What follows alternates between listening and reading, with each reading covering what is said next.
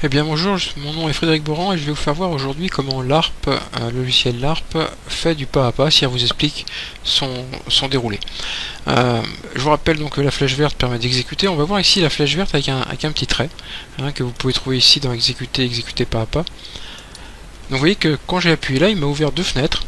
Un truc, alors attendez, là ma caméra est peut-être un peu petite, voilà. On va faire ça comme ça et comme ça. Ça, on va le bouger au fur et à mesure. Donc voilà, là on a notre interface d'exécution pas à pas et là on a toujours de console.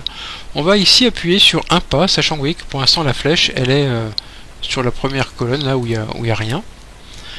J'ai perdu mon interface. Voilà, c'est derrière.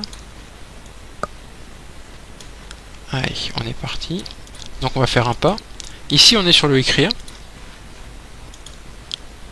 Une fois qu'on a fini le écrire, on passe là, donc j'ai fait un pas. Je me contente de cliquer sur un pas. Ici, on voit saisir c'est la première valeur. Je fais un pas.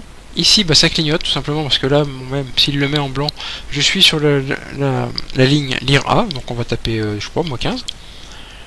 Je valide. Donc ma flèche se déplace. Donc là, on va être sur le écrire, saisissez la deuxième valeur, la seconde valeur. Ma flèche se déplace sur le lire.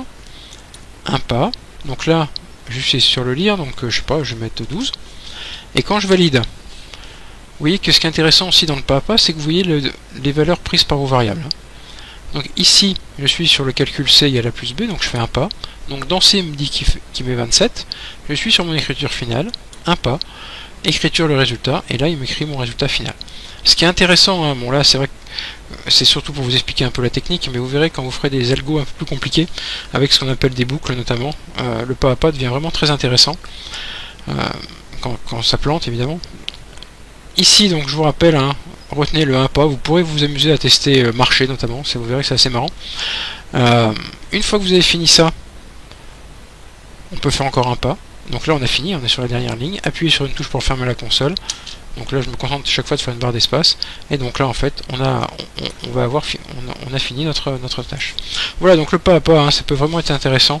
Je vous conseille d'utiliser quand vous avez des problèmes et que vous êtes un petit peu perdu dans vos algos. Voilà, je vous remercie. Donc dans la prochaine vidéo, on va commencer à voir des choses un peu plus compliquées. Je vous invite à aller voir mon site fboran.info et à vous abonner à ma chaîne. Et je vous retrouve dans une prochaine vidéo. Merci.